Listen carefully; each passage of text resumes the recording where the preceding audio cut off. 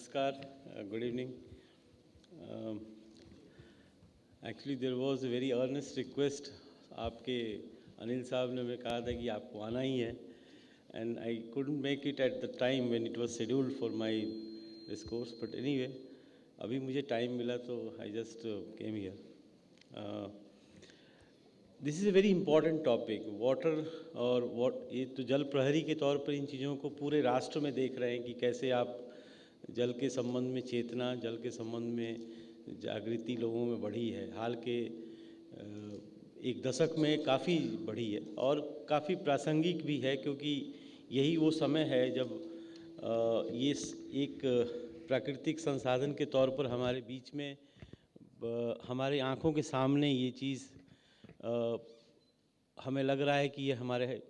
पहुंच से बाहर चला जाएगा। शुद्ध जल जो हमारे पीने के योग्य हो, हमारे और भी जो नैसर्गिक उपयोग के लायक हो, वो पानी हमारे से दूर हो जाएगा। और उसके कारक भी हम ही हैं, क्योंकि हमने जो व्यवस्थाएं अब तक बनाकर इसमें हमने अपने विकास के क्रम में जो चीज़ किया है, उसमें सबसे पहले जो चीज़ को हमने दूषित किया वो जल ही था। जल को एक ज़माने में जल को लेने हम दूर दराज स्रोतों पर जाते थे, यानी उसकी महत्ता थी। अब हम जल को अपने घर में बुलाते हैं नलों के माध्यम से, लेकिन उससे उसकी महत्ता को हमने बिल्कुल नगण्य कर दिया। उसके प्रति हमारी जो सोच है वो इतनी बहुत कमतर हो गई है कि हम ये मानते हैं कि ये तो एकदम गारंटीड सी चीज़ है, बट ऐसा है नहीं। ये आने वाले समय में हमारे पहुंच से बहुत बाहर चला जाएगा। मिनिस्ट्री में मुख्य रूप से मैं केवल आपको एक तस्वीर दूंगा कि मंत्रालय के स्तर पे हम किन किन चीज़ों को इस वक्त देख रहे हैं और उससे क्या संदेश समाज को मिलता है, जो दैट इज़ वेरी इम्पॉर्टेंट।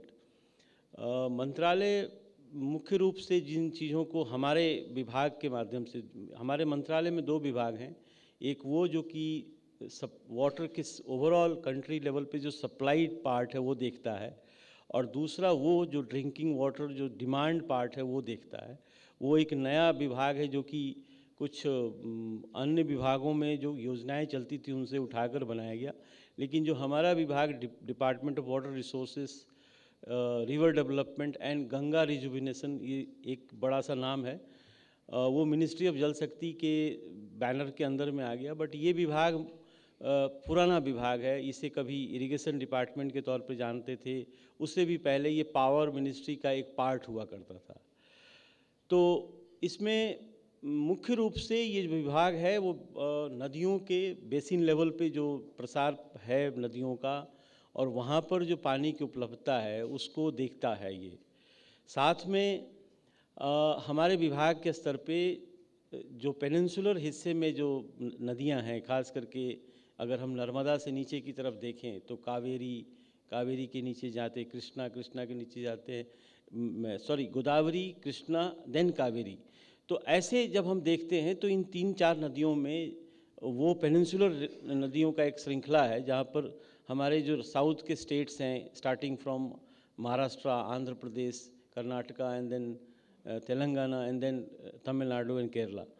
तो इन नदियों के ऊपर इनका एक बहुत बड़ा जैसे क्लेम है इनके पानी के ऊपर, और ये नदियाँ गोदावरी से लेकर और कावेरी और नीचे पेरियार और पेन्नार जो भी 2 नदियाँ हैं केरला में, ये सब एक दूसरे स्टेट से गुजरती हुई इधर ईस्टर्न घाट से होकर ये बे ऑफ बंगाल में जाती हैं या फिर अरेबियन सी में जाती हैं। तो इन नदियों पे पानी का जो वितरण है और जो उसके प्रति जो उनकी स्कीम्स हैं, जो इंफ्रास्ट्रक्चर उन्होंने डेवलप किए हैं, इनमें बहुत ज़बरदस्त डिमांड है और बहुत ज़बरदस्त इस पे स्पर्धा है कि हमारे हिस्से में कितना पानी आना चाहिए। और अनेकों बार ये जो स्पर्धा है वो फ्लैश पॉइंट तक चला जाता है। इतना ज़्यादा उस पर सरकारें जो पड़ोसी राज्यों की सरकारें हैं वो इतना ज़्यादा उस पर उलझ जाती हैं। हाल ही में हमने देखा एक उदाहरण के तौर पर, जब आंध्र और तेलंगाना की 2 सरकारों ने अपनी अपनी पुलिस को, खास करके आंध्र प्रदेश ने अपनी पुलिस को लगभग 1,500 की तादाद में वो नागार्जुन सागर पर उन्होंने डिप्लॉय कर दिया। एक किसी ऐसे इशू के लिए जो कि उनके समझ से उनका हक बनता है, तेलंगाना के समझ से वो एक व्यवस्था पूर्व से चली आ रही है, उसको बनाए रखना है। सही गलत का फैसला नहीं है, मुद्दा ये है कि पानी इतना प्रेशस है इन राज्यों के लिए कि वहाँ स्टेक्स आर वेरी हाई, वो किसी मुद्दे से बड़ा है। ये स्थिति उनके हिस्से में है और हमने ये भी देखा है कि साउथ के स्टेट्स काफ़ी ऑर्गेनाइज्ड हैं इस मामले में कि पानी को हम किस प्रकार से, वो जो रिसोर्सेस हैं, खास करके डैम्स हैं, उनके रिजर्वायर्स हैं, उनकी अपकीप पे काफ़ी ध्यान देते हैं वो लोग। उनके यहाँ इस तरह की भावना है कि वो पानी जो है जहाँ संरक्षित है वो कुछ उसे हमें अच्छे से मेंटेन करना चाहिए, क्योंकि पूरा जो वाटर ईयर है वो कभी कभी ऐसा भी होता है कि उस पूरे वाटर ईयर में उनकी उपलब्धता कम पड़ जाती है किसी हिस्से में आकर। तो एक तो ये सिनारियो है जो कि हमारे आधे हिस्से में भारतवर्ष में दिखता है। दूसरी तरफ जब हम नॉर्थ इंडिया को देखते हैं तो वहाँ जो हमारे 2-3 प्रमुख बेसिन्स हैं, एक बिल्कुल नॉर्थ में इंडस बेसिन है, हमारे बड़ा सा बेसिन जो भारतवर्ष के नॉर्दर्न इंडिया का पार्ट बनता है वो गंगा बेसिन है, और एक वैसा बेसिन जो कि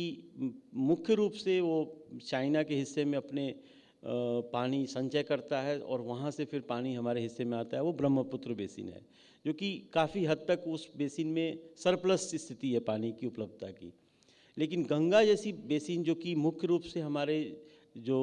विकास के क्रम में और हमारी जो संस्कृति पनपी, भारतवर्ष की जो पहचान वाली जो संस्कृति है उत्तर भारत के हिस्से में, उसमें बहुत बड़ा योगदान रहा है। और गंगा हमारे लिए एक तरीके से,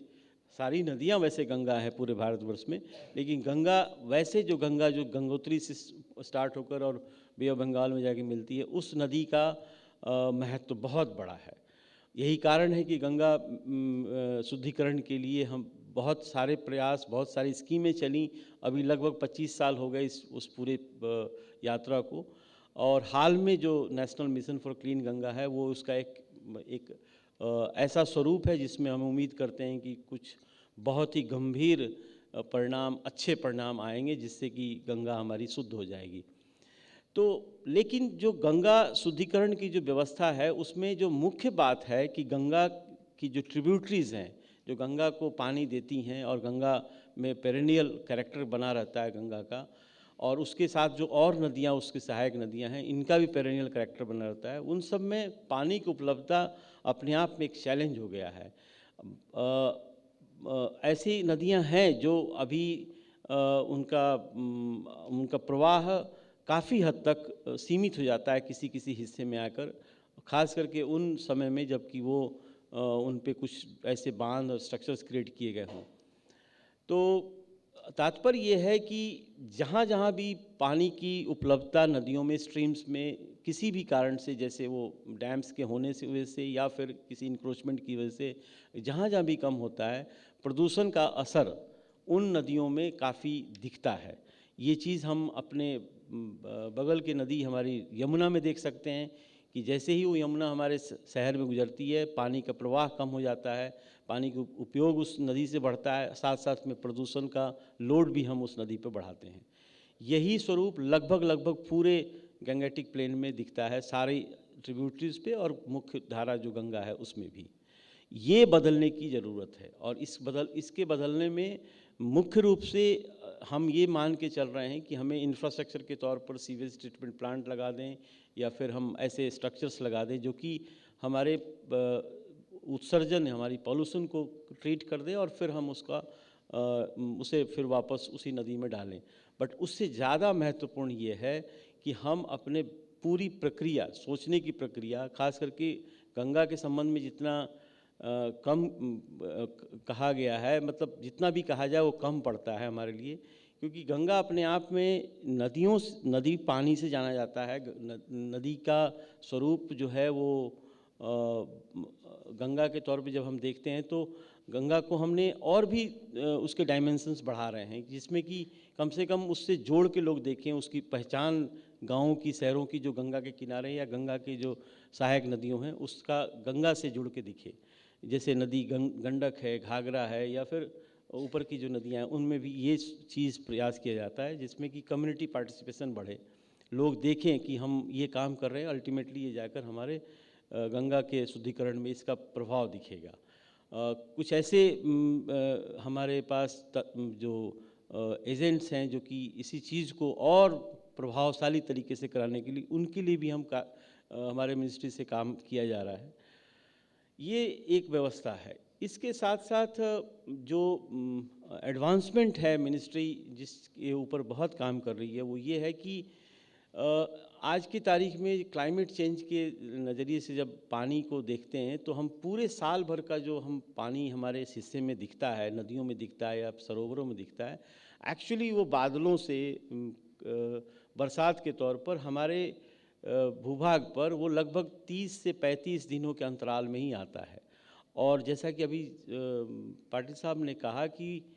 वो स्वरूप बूंदों का बढ़ गया है, ये बात बिल्कुल सही है, क्योंकि क्लाइमेट चेंज की स्थिति में जो हार्श इवेंट्स होते हैं उनमें अक्सर देखा गया है कि जब प्रेसिपिटेशन तेज़ आता है, खास करके जब क्लाउड बर्स्ट की सिचुएशन बनती है, उस जैसी सिचुएशन में पानी काफ़ी मात्रा में एक बार गिरता है। और ऐसे भूभाग पर जहाँ पर पहले से ही डिफॉरेस्टेशन हो रखा हो या पहले से किसी प्रकार का वेजिटेशन कमतर है वहाँ उसका प्रभाव बहुत ही बुरा होता है,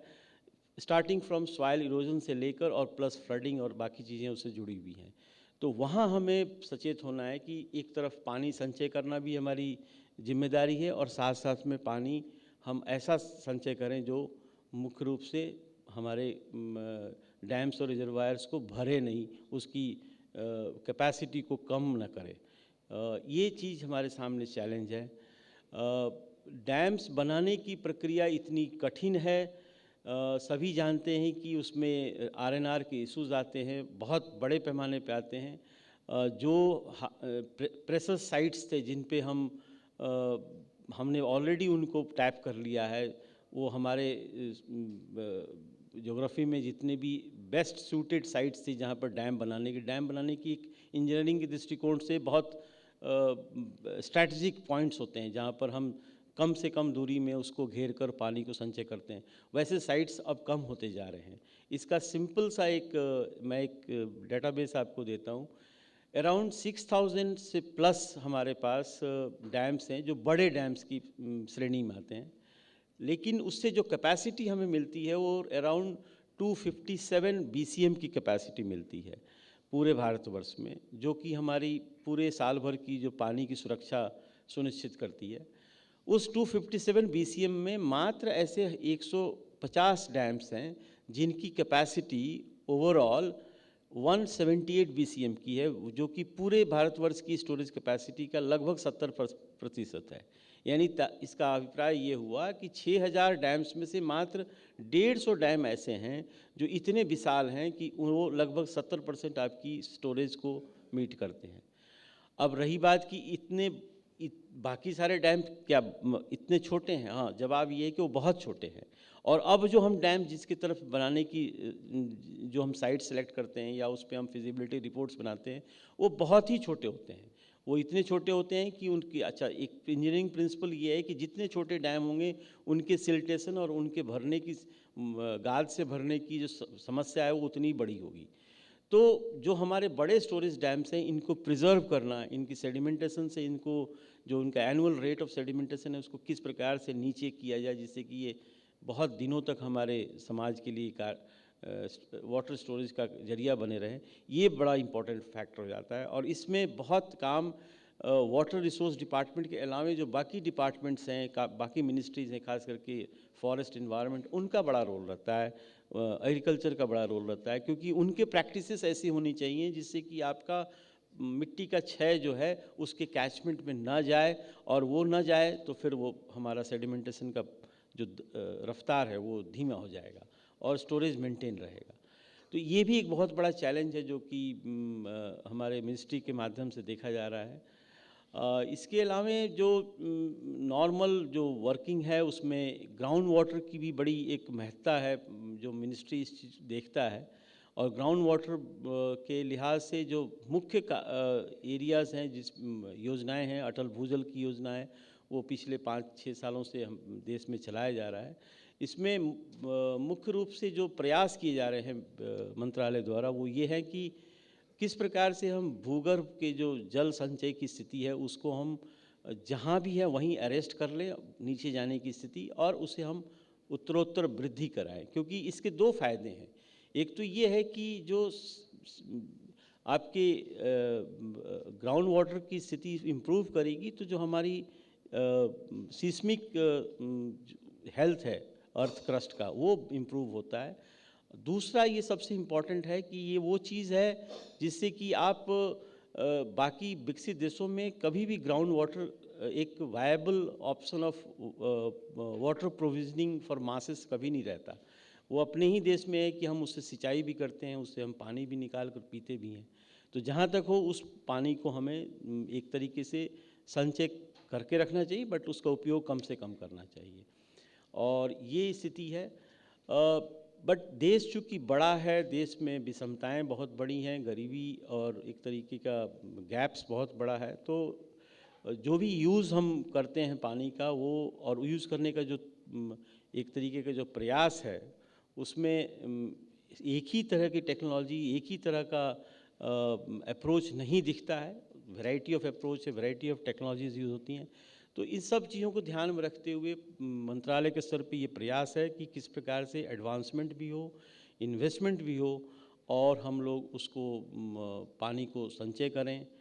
फ्यूचर के डिमांड्स को खास करके ध्यान रखते हुए। Thank you. नमस्कार।